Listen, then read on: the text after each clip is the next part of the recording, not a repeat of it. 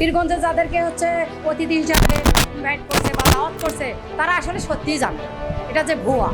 এখানে আমরা কেমনে জানলাম, আমাদের এখানকার হচ্ছে সাংবাদিক ভাই এরা আসছিল, ওনারা এসে সব কিছু জানার পরে দেখে যে এটা হচ্ছে পীরগঞ্জে বা হচ্ছে আরও অন্য অন্য জায়গায় এটা হচ্ছে মানে মানুষের অনেক টাকা মেরে এরা চলে গেছে।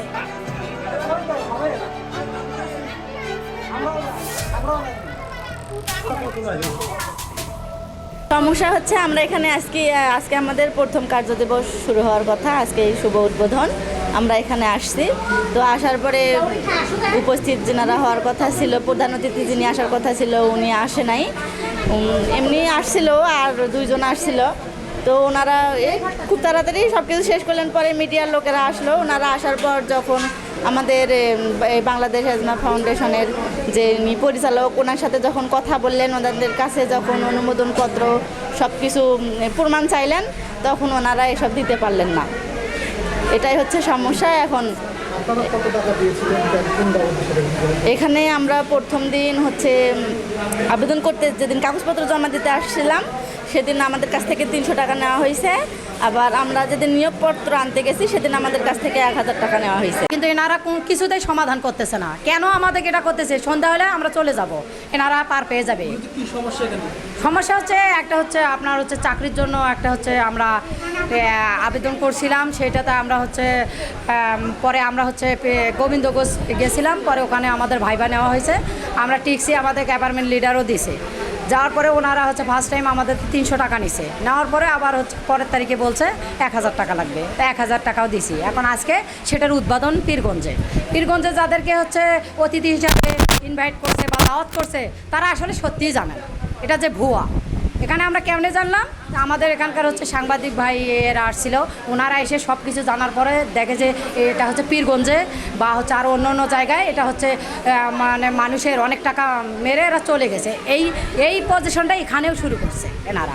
তখন তারপরে আমাকে অ্যাপার্টমেন্ট কার্ড নেওয়ার জন্য ডাকেনি, তারপরে আমি যাইনি। পরে এখন এনারা যা অ্যাপার্টমেন্ট কার্ড নিয়ে এসছে, কার্ড নিতে নাকি বলছে 1000 করে টাকা দেওয়া লাগবে। তো এনারা সবাই হচ্ছে 1000 করে টাকা দিচ্ছে, আমিও দিচ্ছি আর কি। তারপরে দেওয়ার পরে হচ্ছে এনারা আসছে, আসার পরে এখন আমাদের বলছে, আমরা বলছি যে ট্রেনিং হবে কয়দিন, তো বলছে শুধুমাত্র 1 দিন। তো 1 দিন যদি ট্রেনিং হয় তাহলে আমাদের পীরগঞ্জেই হোক। পরে বলতেছে না পীরগঞ্জে ট্রেনিং নেওয়া যাবে না, কারণ হচ্ছে ওখানে এমপি আছে, তারপরে হচ্ছে জামাত বিএনপির দল, ওদের হচ্ছে দণ্ড লাগতে পারে 10,000। তো এখন আমরা মহিলা মানুষ ভাবছিলাম যে হোক, আমাদের পার্ট টাইম জব 9টা থেকে নাকি 1:30টার মধ্যে আমাদের ফিল্ডে কাজ করতে হবে। তাই আমরা যদি সংসারের পাশাপাশি একটু বাচ্চা কাচ্চা লালন পালন করতে করতে যদি একটু 2-1 ঘন্টার মধ্যে পার্ট টাইম জব করতে পারি তাহলে আমাদের পক্ষে ভালো হবে। এই জন্যই হচ্ছে আমরা ইয়ে করছিলাম। আমি ওই যে হেলথ অর্গানাইজার। এখানে সর্বশেষ কি বুঝতে পারলেন? এখানে এখন সর্বশেষ বুঝতে পারলাম যে হচ্ছে আসলে এরা মনে হয় প্রতারক, এরা আমাদের সাথে প্রতারণা করছে। এই যে বাংলাদেশ এজমা ফাউন্ডেশনের একটা রেজিস্ট্রেশন কৃত শাখা কোটা বাংলাদেশের অনুমোদনকৃত 2006 সালে প্রতিষ্ঠিত হয়। রেজিস্ট্রেশন নাম্বার হচ্ছে 9529। এটা পরিচালিত হয়ে আসছে অন্য অন্য উপজেলায়। এখানে ওই শাখা দিয়ে সেখানে পরিচালিত হওয়ার উদ্দেশ্যে ওপেনিং দিয়ে এখানে ওপেন করতে আসছিলাম আমরা। ওপেন করতে আসতে যে এই অবস্থা, মানে প্রথমে সাংবাদিক ভাইরা ছিল যে আপনারা অবগত করছেন কাকা যে সবাইকে চিঠি আছে, চিঠি সত্যি রিসিভ করেও না। এবং শেষে এখন বললো যে সর্বশেষ কথা যে সিভিল সার্জন অনুমতি দিছে কিনা, তা সেটাও অনুমতি আমাদের হয়নি, তবে সেখানে দেওয়া আছে। এই সর্বশেষ এই অবস্থা। এটা আপনার সমাজসেবার, হ্যাঁ, 9529 AS 9529। তাহলে তো সবই ঠিক আছে, ওই সমস্যাটা এখন তো বুঝলাম না সমস্যাটা কোথায়। আপনি বলতেছেন রেজিস্ট্রেশন আছে, তাহলে হ্যাঁ, রেজিস্ট্রেশন আছে,